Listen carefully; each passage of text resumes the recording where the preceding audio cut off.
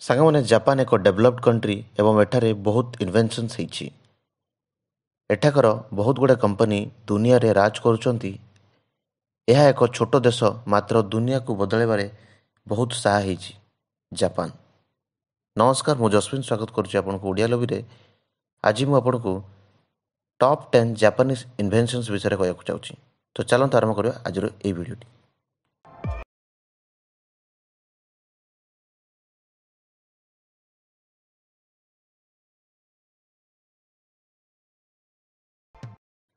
ଆମ ଲିଷ୍ଟର top 10 Japanese invention ଭିତରୁ ପ୍ରଥମଟି ହେଉଛି ରିକ୍ସା।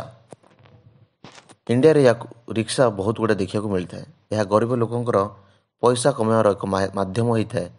ଏହାକୁ 1860ରେ ପ୍ରଥମ ଥର ପାଇଁ ଜାପାନରେ ଉଦ୍ଭାବନ କରାଯାଇଥିଲା। ଆମ ଲିଷ୍ଟର ସେକେଣ୍ଡ ଇନଭେନ୍ସନ୍ଟି ହେଉଛି କ୍ୟାମେରା ଫୋନ୍। ଏହା ପ୍ରଥମ ଥର ପାଇଁ ଜାପାନର କିସେକା କମ୍ପାନୀ ଦ୍ୱାରା 1999ରେ ଉଦ୍ଭାବନ କରାଯାଇଥିଲା। ଏହା ପ୍ରଥମ ଥର ପାଇଁ ଜେପିଇଜି ଫର୍ମାଟର ଇମେଜ୍ ସେଭ୍ କରିବା ପାଇଁ ବ୍ୟବହୃତ ହୋଇଥିଲା। ଆମ ଲିଷ୍ଟର ଥର୍ଡ଼ ନମ୍ବର ଇନଭେନ୍ସନ୍ଟି ହେଉଛି ଇଲେକ୍ଟ୍ରିକ୍ କୁକର୍। ଏହାକୁ ଜାପାନର ତୋସିବା କମ୍ପାନୀ ଦ୍ୱାରା ପ୍ରଥମ ଥର ପାଇଁ ଆବିଷ୍କାର କରାଯାଇଥିଲା 1955ରେ ଏବଂ 1966 ଯାଏଁ ଏହା ମାର୍କେଟରେ ଅତି ପପୁଲାର ହୋଇସାରିଥିଲା ଏବଂ 1970ର ଏଣ୍ଡ ଯାଏଁ ଏଇଥିରେ ଅନେକ ଚେଞ୍ଜେସ୍ ଆସିଥିଲା, ଯେମିତି ଟେମ୍ପରେଚର ଚେଞ୍ଜ ଇତ୍ୟାଦି।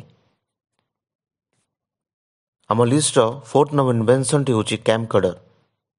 ଏହାକୁ ସୋନି କମ୍ପାନୀ ଦ୍ୱାରା 1983ରେ ପ୍ରଥମ ଥର ପାଇଁ ଉଦ୍ଭାବନ କରାଯାଇଥିଲା। ଏହାକୁ ପ୍ରଥମ ଥର ପାଇଁ ଭିଡ଼ିଓ ରେକର୍ଡ଼ିଂ ପାଇଁ ବ୍ୟବହୃତ କରିଥିଲେ ସାଧାରଣ ଲୋକ। ଆମ ଲିଷ୍ଟର ଫିଫ୍ଥ ନମ୍ବର ଇନଭେନ୍ସନ୍ଟି ହେଉଛି ଇମୋଜି।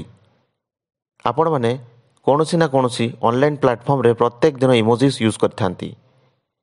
ଏହି ଇମୋଜିସ୍କୁ ଜାପାନର ଶିଗିଟାକା କୋରିଟା ଏବଂ ତାଙ୍କ ଟିମ୍ ପ୍ରଥମ ଥର ପାଇଁ ଜାପାନରେ ଉଦ୍ଭାବନ କରିଥିଲେ। ଆମ ଲିଷ୍ଟର ସିକ୍ସଥ ନମ୍ବର ଇନଭେନ୍ସନ୍ଟି ହେଉଛି ୱାକମ୍ୟାନ୍।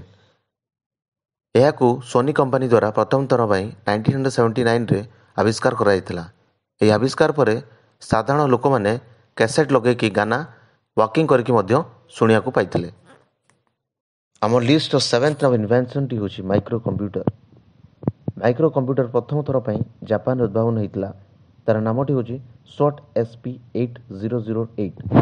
ଏହା ପ୍ରଥମ ଥର ପାଇଁ 1972ରେ ଉଦ୍ଭାବନ କରାଯାଇଥିଲା, ମାତ୍ର ଏହା ସକ୍ସେସ୍ ହୋଇପାରିନଥିଲା। ଆମ ଲିଷ୍ଟର ଏଇଟ୍ ନମ୍ବର ଇନଭେନ୍ସନ୍ଟି ହେଉଛି କଟାନା। ଏହା ଏକ ଜାପାନୀ ଖଣ୍ଡା ଯାହାକୁ ମହାନ ସମ୍ରାଟ ସାମୁରାଇ ନିଜ ଯୁଦ୍ଧରେ ୟୁଜ୍ କରୁଥିଲେ।